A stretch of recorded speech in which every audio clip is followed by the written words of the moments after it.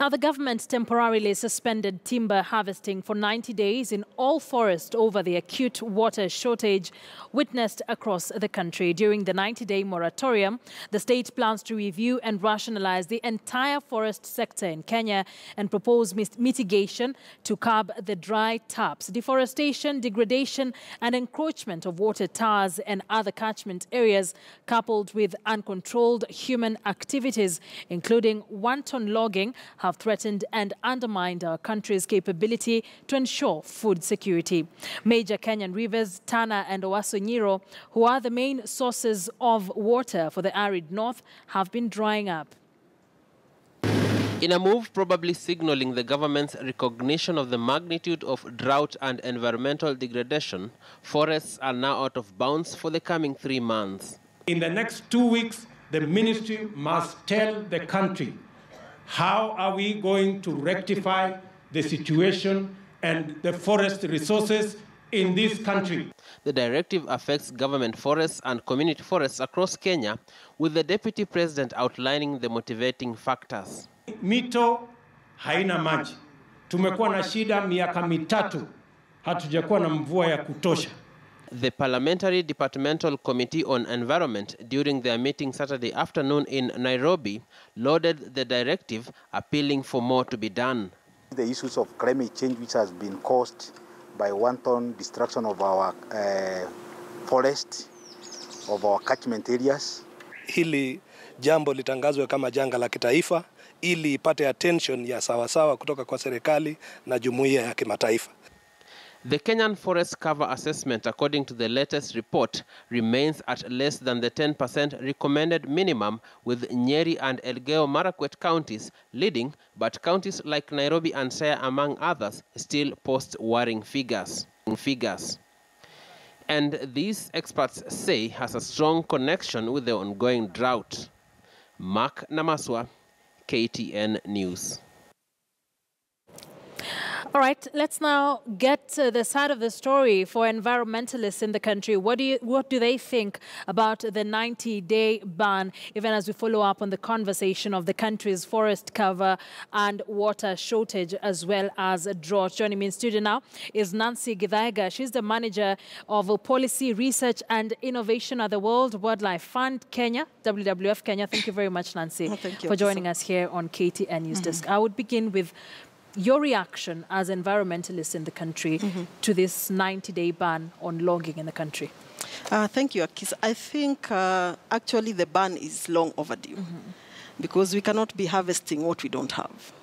If we are saying that our cover is at less than 10%, but we are still licensing logging, so what are we logging actually? It means we are actually eating into the 10%, notwithstanding that this is indigenous or planted forests.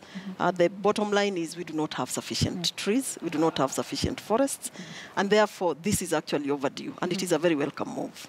How much do you think this will help, banning logging in 90 days? How much do you think it will help in terms of the challenges Kenyans are facing now, like water shortage, and of course the 10% that is very low in terms of forest cover we have in the country? Yeah.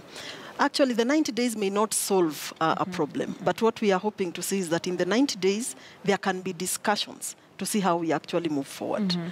We are certainly getting into the long rains. We'll, of course, be calling upon Kenyans and all of us to plant trees. However, the 90 days is basically, we hope, for planning on what do we do moving forward. Because the 90 is not going to bring the forest cover back, but the planning certainly will. But this is a conversation. It's almost like a cycle that Kenyans are always engaging in. There's drought, then you're told not to cut trees. Right now we are faced with acute water shortage. Even counties that are water catchment areas are facing a dry up in a number of their rivers and the water they have. So being a cycle, I mean, do you think we're entirely handling this issue wrong as a country? Certainly, we are actually handling it wrong, because what's going to happen in the next few weeks, by 20th probably of March, we are going to have long rains start. Then we shall all forget that we actually had a long drought, and we'll even forget that we need to plant trees or even take care of what we have. So unfortunately, this has become a cycle. So we'll talk about this maybe another time, this time next year. We might be having a similar debate. Because last year we were having a similar having the same conversation debate on the same. last year. So then how are we supposed to be handling this as a country, the right way? Our thinking as environmentalists, and I'm sure even the Forest Service and others, is that this is not a conversation to have once every year or when we have a drought like this. But we do need to have a plan that is sustained, that can actually be sustained. So what we are saying is we have 47 counties. Issues of forestry are devolved. So why can't we have the counties, each single county, also getting into the efforts of actually having to plant trees and also taking care of the trees that they have. So this has to be devolved, and then it has to get to every single Kenyan. For instance, at WWF, what we are now encouraging with the coming rains is that we are targeting to have counties plant at least 1 million trees. Each county, 1 million trees. We've already had this discussion with Governor Laboso, and we are going to actually start the planting of the trees in her county with MP Kones in Longisa. Just to kickstart. So if we have 1 million trees in the next 2 years and make this continuous and sustained, probably we may not have this conversation in 3 years' time, not in 2 years' time, but in 3 years' time. There's some people or some leaders who are vouching for this to be declared a national disaster. What are your thoughts on that? Without even declaring it, I think it is a disaster. It is already a disaster. If we cannot have sufficient water, if the counties which are catchments, Kericho is suffering from lack of water. Murang'a is also having water shortages. Nairobi, I think we cannot even talk about it. So it is already a disaster, and it reaches us because we are already getting these problems of water shortages. And the catchments that we have, which are few and far between, are the ones that we are actually impacting on. So if we can impact on each Kenyan, we are impacting on food, we are impacting on water which cannot be substituted, then why? This is actually a disaster as it is. And the reason I think why we are pushing and why the leaders are pushing for a disaster, for this to be declared a disaster, is to give it the seriousness that it actually deserves. But as I said earlier, I think it will start with the counties also taking responsibility. KFS is taking responsibility of the forests they have, and we hope that this logging will actually stop and some discussions are held. But each county should actually be responsive. Do you hope that there would be a complete ban on logging in the country? Going forward, as an environmentalist, until we reach the 10%, we cannot sustain logging as it is. But we can encourage, people should be encouraged actually to plant trees and fruit trees in their farms so that they have trees that give value to them for food. But we also need to encourage Kenyans to have trees for logging. And we don't need to log the forests that we have. You see, the unfortunate thing, when this business of planting trees came in, especially the ones for logging, they were supposed to create a buffer around the natural forests. But what is happening? We log the trees that we have planted, but we also go ahead and start logging the indigenous trees. So this the moratorium should actually continue until we have a stable production and that we can produce trees sustainably. With what is happening, even with that moratorium, we saw in Kitui as well, the governor there is vouching for a complete stop of charcoal burning in her county and sand harvesting, of course, once again talking about the natural resources of a county. Are these conversations that Kenyans should be having in each and every county? Because these activities happen all over the country. All over the country, Actually, these conversations should be held at every county.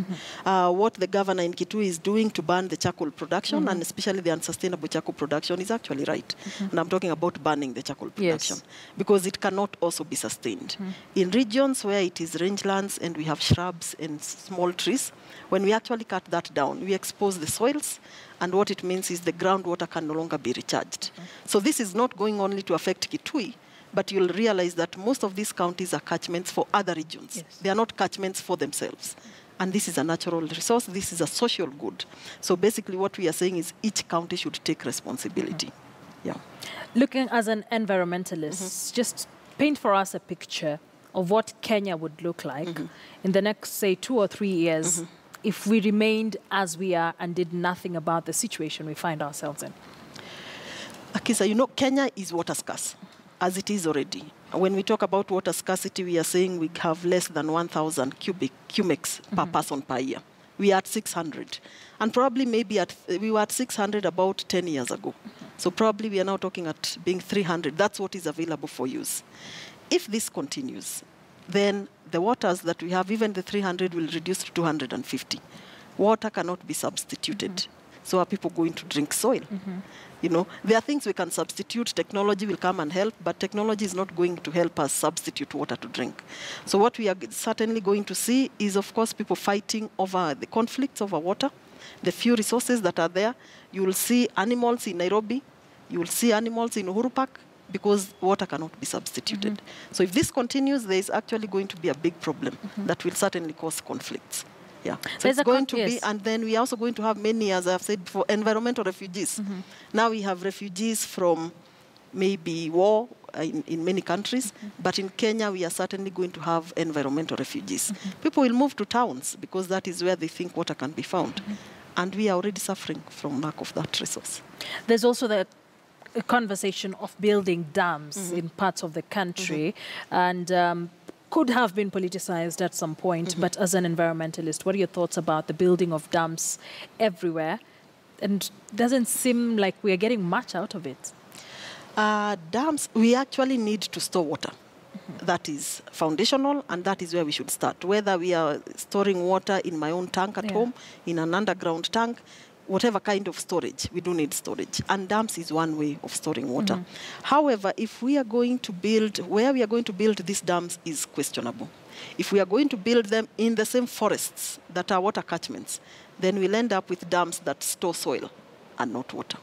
So dams are important. Of course, they need to be planned in an environmental way so that they actually are not hampering the water catchment, but they're actually collecting the water that is there. So dams are important, but we need to plan them. So good planning for it. Good planning for it, and what is key, we don't need dams inside forests, because that is the water catchment. So if you destroy the catchment, then why would you have a dam, which then cannot even keep the water? Yeah. This program that you talk about of planting 1 million trees in each county, talk to us about that. We actually are saying that for the country to reach 10%, calculations have been done, and we say we need probably 1 billion trees to be planted over time. And we talked about each citizen planting about 25 trees if we are 40 million Kenyans. But we are saying to kickstart this process, we as an organization are looking at the World Forest, the International Day of Forests, which is on 21st of March. And what we want to do is use this day to actually just challenge Kenyans to get out there and plant trees. Plant 10 trees, plant 15 trees, but take care of them, because planting is one thing and ensuring that they actually survive is something else. And to do this, as I mentioned, because we have devolution, we are working with some counties. We are already working with Bomet County. We are looking to working with Murang'a and Meru counties, among others. And what we are pushing is, can we mobilize to have citizens in these areas plant 1 million trees? They could be fruit trees or trees that can give them returns. Because if the tree can give me return, I will plant it and I will take care of it. So that is the call, that we actually need to plant these trees. But even the Kenyans that are not in Bomet, where we shall kickstart this campaign, we are also saying we are encouraging all Kenyans, wherever you are, you need to plant trees and take care of them. Otherwise, as we are saying, our children actually will have nothing to look forward to in the coming future. And the trees we are enjoying were planted by others. So it is the role of you, myself, and every Kenyan out there to actually get out and plant the trees this season and in the seasons to come. Nancy, thank you very much for speaking to us here on KTN Newsdesk. Nancy Githaiga is the manager, of policy, research and innovation at the World Wildlife Fund Kenya, WWF Kenya. Once again, thank you very much for speaking to us here on KTN Newsdesk. As we just look at the